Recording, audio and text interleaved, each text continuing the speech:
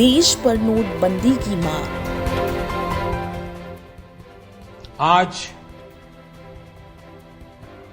मध्यरात्रि यानी 8 नवंबर 2016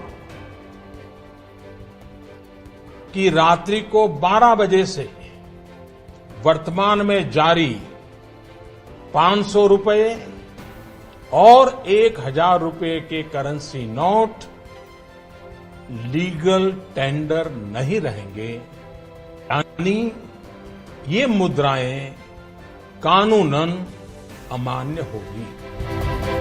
लंबी लंबी लगी कतार, कुछ की टूटी सांसें तो कुछ हुए इस बंदी से परेशान।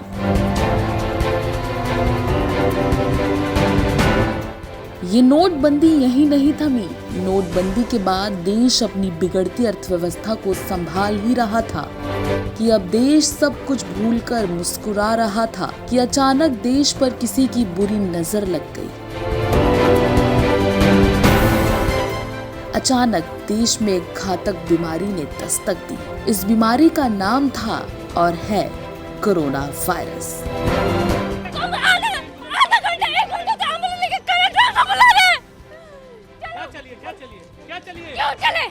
यहाँ का अर्थव्यवस्था इतना खराब है। यहीं पे मरे हैं तड़प के मरे और यहाँ के लोग इंटरव्यू ले रहे हैं। पापा को वापस कर पाएंगे। वोट लेने के लिए से बात है। इसे कोविड-19 भी कहा जाता है। इसने लोगों को लाशों में बदल दिया।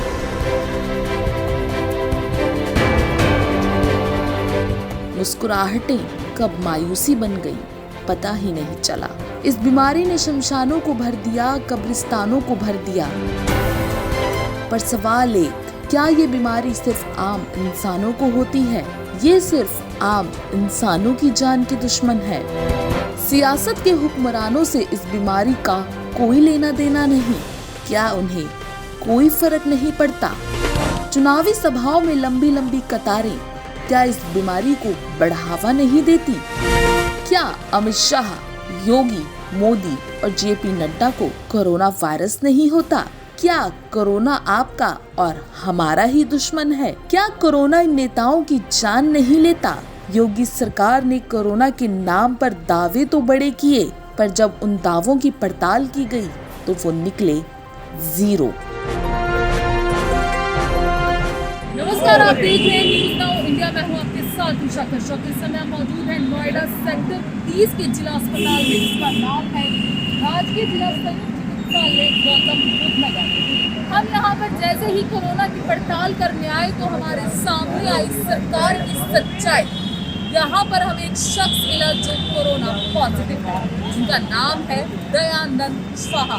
आप हमारे पीछे देख सकते हैं, ये शख्स यहाँ पर लगभग 2 घंटे से खड़ा है और इनकी तबीयत थोड़ी नासाज है कि कोरोना पॉजिटिव पाए गए हैं। एम्बुलेंस की गुहार के लगातार लगा रहे हैं, लेकिन सरकार सेवाएं देने के नाम पर बिल्कुल जीरो है। हम इनसे बात नहीं कर सकते क्योंकि ये कोरोना पॉजिटिव है। तो हमने अपनी और हमारे अपनों की सहूलियत के लिए इनसे एक वीडियो क्लिप मांगी है, जिस वीडियो क्लिप में इन्होंने अपना दर्द बयां किया। मैंने अपना कोविड टेस्ट करवाया, जिसमें मेरा रिपोर्ट पॉजिटिव आया। मुझे फीवर है, बॉडी पेन है, खांसी है और सांस लेने में थोड़ी बहुत प्रॉब्लम हो रही है। उसके बाद से हॉस्पिटल के कर्मचारियों ने बोला कि आप 108 नंबर पे कॉल करके और कोविड-19 हॉस्पिटल जो कि सेक्टर 39 में है, आप वहाँ जा सकते हैं और उसके बाद से आपको जो भी वहाँ पे बताया जाएगा उसके हिसाब से आपको एडमिट किया जाएगा। मैंने 108 पे कॉल किया। उसके बाद से लगभग मुझे 2 घंटे के आसपास हो गए, 1.5 या 2 घंटे हो गए होंगे। अभी तक मुझे 108 की तरफ से कोई भी सहायता प्रदान नहीं की गई है, जिससे कि अभी मैं बहुत ज़्यादा ही प्रॉब्लम में आ गया हूँ। मुझे सांस लेने में प्रॉब्लम हो रही है, फीवर भी ज़्यादा हो रहा है, बॉडी पेन भी बहुत ज़्यादा हो रही है। तो मैं बस ये चाहूँगा कि इस कंडीशन में मुझे जल्दी से जल्दी एम्बुलेंस या फिर जो भी गवर्नमेंट की तरफ से जो भी सहायता हो सके वो जल्द से जल्द प्रोवाइड की जाए, जिससे कि मैं अब कोविड-19 हॉस्पिटल में पहुंच सकूं और मेरा इलाज सही से हो सके। ये मामला 15 अप्रैल का था। दम तोड़ चुकी स्वास्थ्य व्यवस्थाओं का सियासत के ठेकेदारों से कोई लेना देना नहीं। अभी देश इन सब चीजों से उभर ही रहा था कि यूपी में लोगों की कमर तोड़ने के लिए एक फरमान जारी हुआ। अब योगी सरकार ने एक तरीका लोगों को परेशान करने के लिए और ढूंढ लिया है। अब मास्क ना पहनने पर वसूले जाएंगे 1000 और 10,000 रुपए।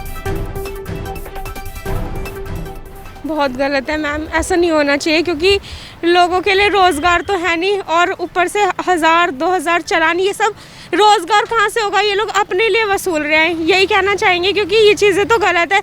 जहाँ इंसान कमाए क्या कमाए, वो तो सारा सब पुलिस वाले ही खा रहे हैं ना, 1000-10,000 रुपए का चालान करके।